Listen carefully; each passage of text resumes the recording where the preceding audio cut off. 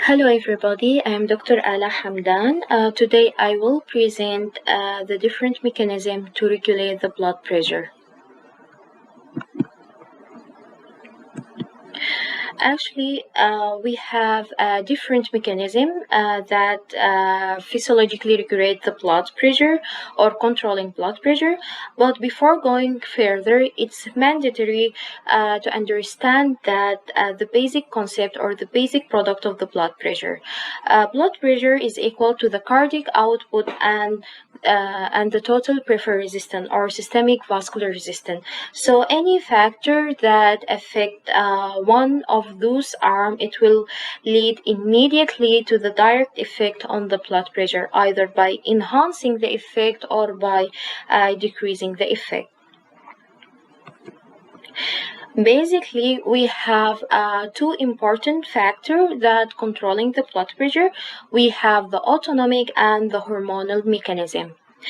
And when I say autonomic mechanism, I mean both branches of the autonomic nervous system, and they are the sympathetic and the parasympathetic autonomic nervous system that important for regulating the blood pressure via the feedback mechanism.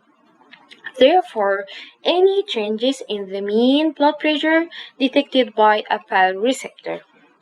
What are pyroreceptors?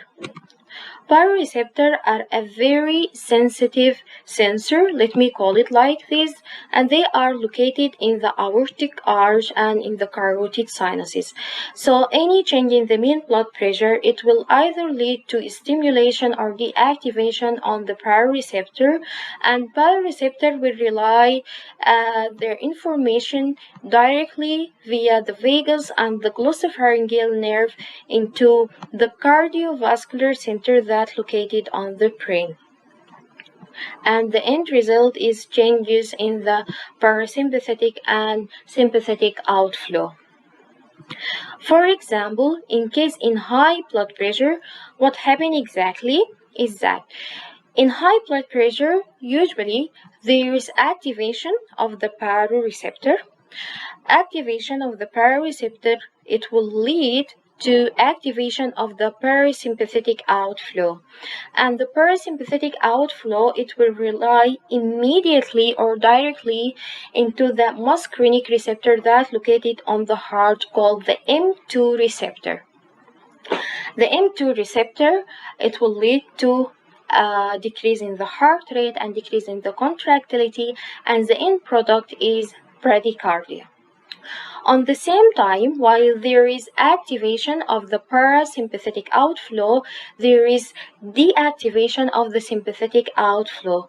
And the sympathetic outflow, physiologically, it relies into the beta-1 receptor that's located on the heart. In normal situation, beta-1 receptor actually is responsible for increasing the heart rate, the contractility, and the conduction velocity. And in pharmacology, we call it as it has a positive chronotrophy, dromotrophy, and inotropy effect. We will mention this in more further details in cholinergic and adrenergic pharmacology. But anyhow, when you decrease the stimulation or decrease the sympathetic outflow, this means would reduce the heart rate, the contractility, and vasoconstriction. Okay, this is in case of high blood pressure. So what happens when there is dropping in the blood pressure? It will give the opposite, of course. When there is drop in the blood pressure, there is the activation of the pyroreceptor, and this will decrease the parasympathetic outflow and decrease the bradycardia.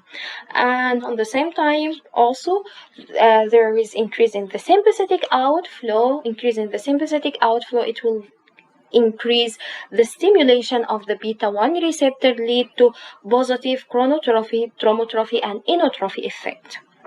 This is all about the autonomic mechanism in controlling the blood pressure. The other important mechanism is the hormonal one, that affected mainly by changes in the blood pressure.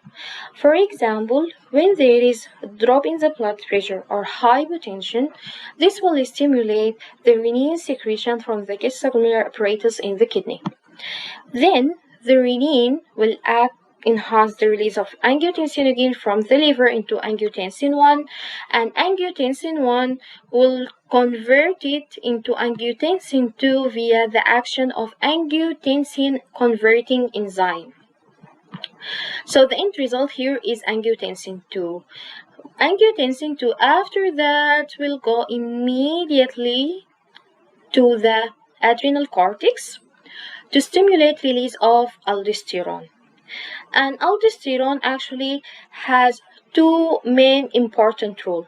Number one is increase the body volume, total body volume, by increasing the sodium water retention and potassium hydrogen excretion. Number two, it has also a vasoconstrictive effect. So the end result of aldosterone action is to increase the cardiac output as well as the total peripheral resistance. And this will lead simultaneously to increase in the blood pressure. Conversely, when there is high blood pressure, it will lead to opposite effect. This is all about the hormonal mechanism and the autonomic mechanism. And of course, if you have any difficulty in understanding the basic concept or any complicated concept related to pharmacology, you can simply click on this link and you contact me directly through the message on the website.